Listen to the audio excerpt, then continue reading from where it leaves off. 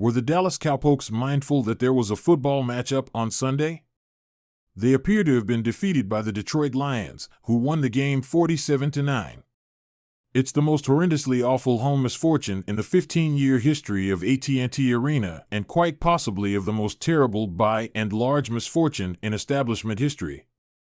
This season seems destined to end in disappointment, despite the Cowboys' 3-3 record heading into the bye and a slew of injuries. Greater picture in any case, a deficiency of notable extents for the most part would compel an establishment's higher-ups to think about seismic changes.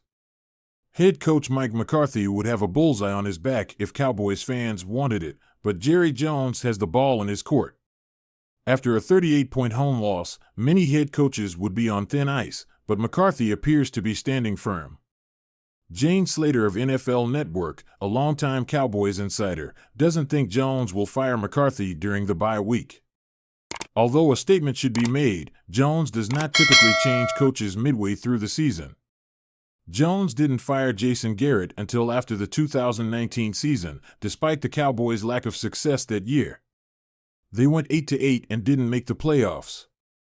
This season has a comparable vibe to it. Having said that, Jones is not unfamiliar with suspending coaches midway through the season.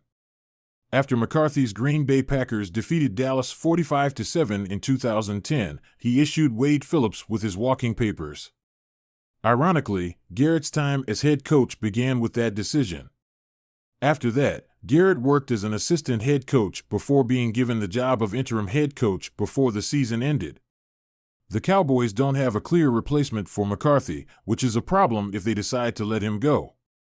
Mike Zimmer, the defensive coordinator, has a one-year contract, and no one wants him to take over for McCarthy after he just gave up 47 points, 7.5 yards per play, and nearly 500 yards of offense. After the season, McCarthy and Zimmer's departure is much more likely.